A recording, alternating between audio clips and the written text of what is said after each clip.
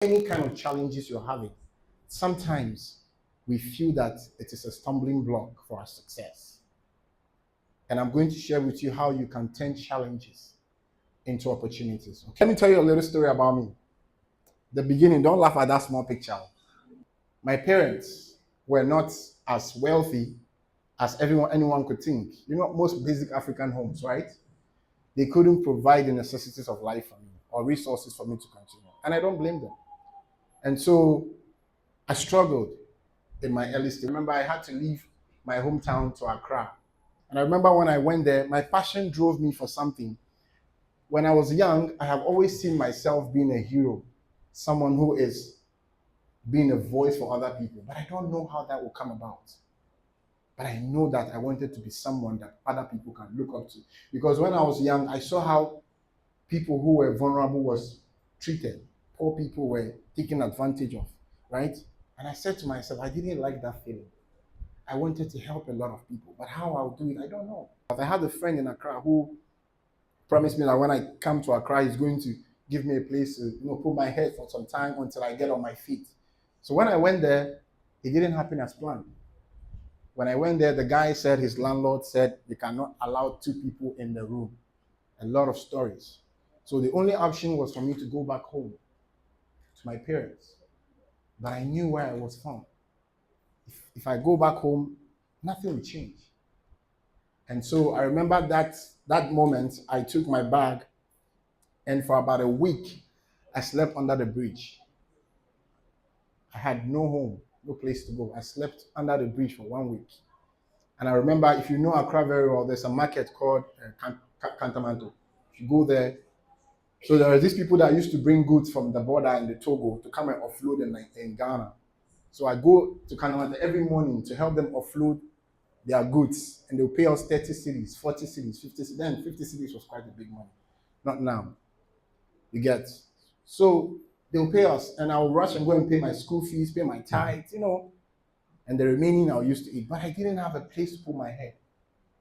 I slept under a bridge for about 1 week. Life became very challenging for me. And so, like many of you, we face equal challenges.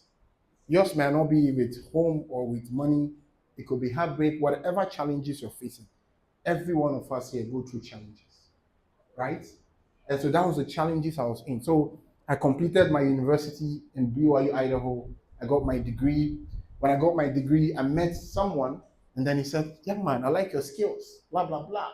To cut the whole story short, he ambassador for 3 years.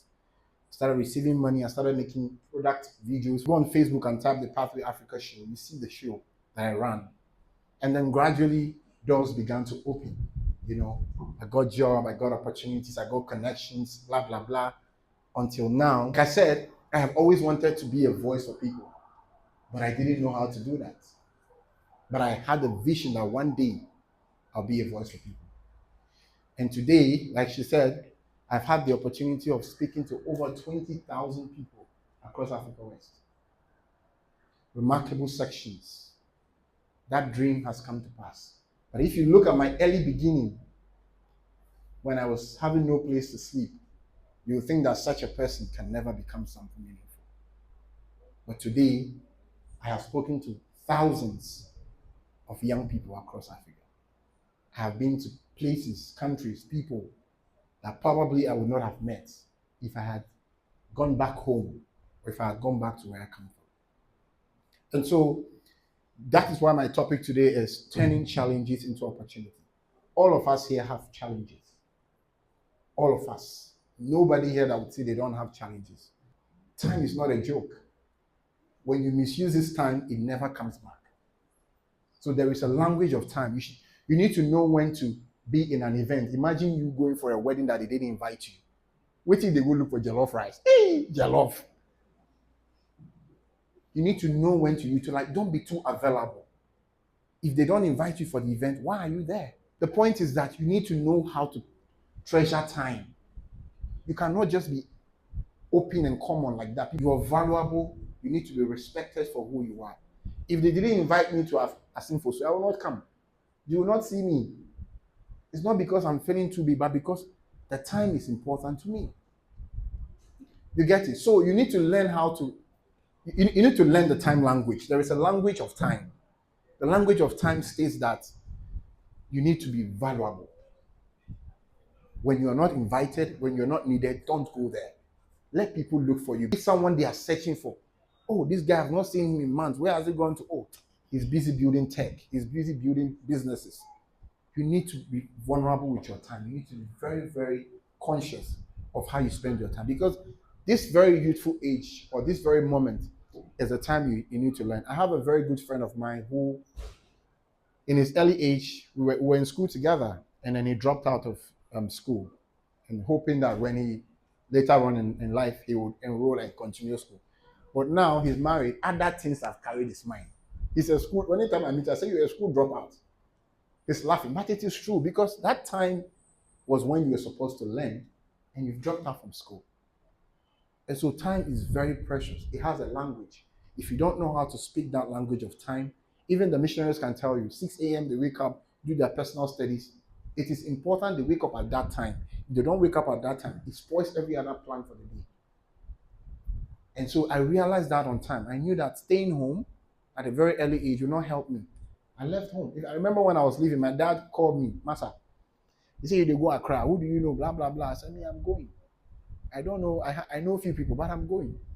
But I knew within myself that that was the time for me to leave home. I'm not saying anybody should leave home here. But I'm saying that there are moves you need to make in your life. This is the time to make it.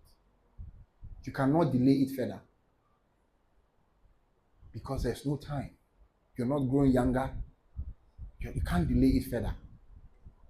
For you to be able to turn your challenges into opportunity, you must realize this on time. What can I do for myself now?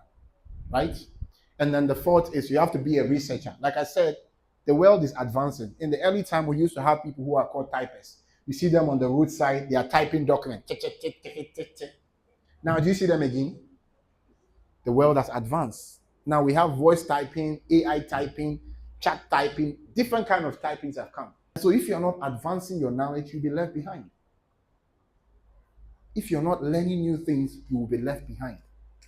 The world will leave you behind. You end up going to sell tomatoes. It's not a bad thing, but that is probably where you end up.